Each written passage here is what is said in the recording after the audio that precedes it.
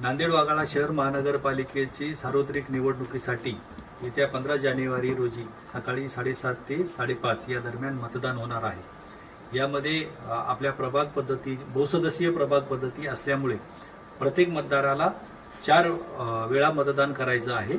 त्यासाठी ही प्रक्रिया सुलभरित्या समजण्यासाठी त्यासोबतच या प्रक्रियेमध्ये कशा पद्धतीने मतदान होणार आहे याकरिता महापालिकेने आपल्या मतदारांचं ज्ञान वाढावं आणि त्यांना प्रबोधन व्हावं यासाठी महापालिकेने अभिरूप मतदान केंद्र आपण निर्माण केलेलं आहे। त्यामध्ये आपल्याला ही सर्व प्रक्रिया यावेळी दाखवण्यात येत आहे। मतदार ज्यावेळी आपल्या मतदान केंद्रावरती येणार आहे त्यावेळी आपला मतदान केंद्र अधिकारी त्या ठिकाणी बसलेला असेल। त्याकडे आपलं नाव सांगितल्यानंतर मतदार यादीतील अनुक्रमांक तो यादीतील शोधून सांगेल। तो मतदार क्रमांक आपल्याला का चीटवरती लिहून देईल। तो क्रमांक घेऊन आपल्याला प्रवेश करायचा आहे। तत्पूर्वी आपल्याला ज्या उमेदवारांना मतदान करायचं आहे त्याची मतपत्रिका या ठिकाणी लावलेली असेल।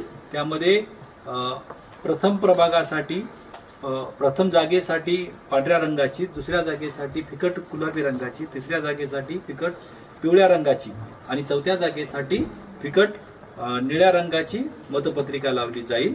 ती पाहून आपल्याला आपले उमेदवार आणि त्यांचं चिन्ह निश्चित करून या मतदान केंद्रामध्ये प्रवेश करायचा आहे। मतदान केंद्रामध्ये प्रवेश केल्यानंतर आपल्याला उमेदवारांचे प्रतिनिधी या ठिकाणी बसलेले दिसतील, ते आपल्याला निरीक्षण करत असतील आपल्या प्रक्रियेचं। हा मतदार आलेला आहे, तो आपला क्रमांक घेऊन मतदान अधिकारी क्रमांक 1 वरती येईल। त्याच्या ओळखपत्राद्वारे त्याची ओळख पटवली जाईल, त्याचा अनुक्रमांक मतदार यादीवरती तपासला जाईल आणि त्याच्या ओळखीचा पुकारा केला जाईल। मनीष बिहारीलाल परदेशी 746।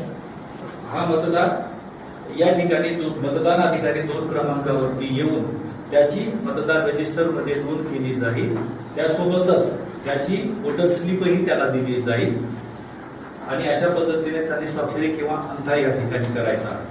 त्यासोबतच त्याने मतदान करण्यासाठी आलेला आहे म्हणून त्याच्या डाव्या हाताच्या तर्जनीवरती मार्कर पेननं मार्किंग करण्यात येईल।